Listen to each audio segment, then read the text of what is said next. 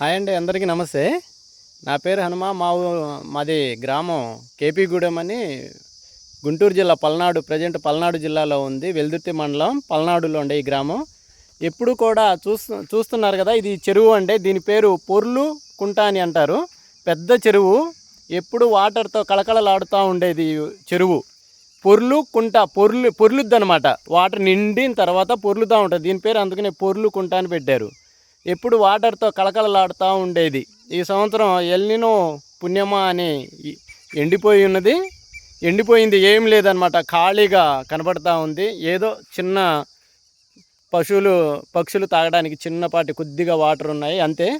చూడండి ఎంత చక్కగా, ఆకాశంలో మాత్రం మేఘాలు కనపడతా ఉన్నాయి. ఇప్పుడా కాసేపటిగా వర్షం పడిద్దా అన్నట్టుగా ఉంది, కానీ వర్షం జాడే కనిపించట్లేదు. ఈ చెరువు నిండితే సంవత్సరానికి సరిపోను బోర్లలో నీళ్లు రైతులకు ఎప్పుడు తగ్గకుండా వచ్చేవి. కానీ ఈ సంవత్సరం ఆ వాతావరణం కనిపించట్లేదు. చూడండి ఎంత ఖాళీగా ఉందో.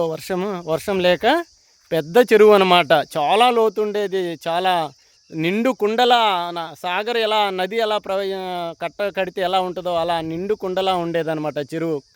ఎప్పుడు పక్షులు, ఎప్పుడు అన్ని జంతువులు వచ్చి ఇక్కడ నీళ్లు తాగుతూ ఉండేవి. అలాంటిది ఇప్పుడు ఖాళీగా ఉందన్నమాట.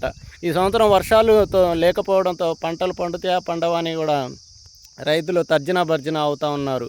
ఎల్నినో పుణ్యంతో ఖాళీగా ఏమాత్రం వర్షం పడే ఆచరణ కూడా కనిపించట్లేదు. వర్షం పడుద్దా లేదా కూడా గ్యారంటీ లేదు అన్నమాట.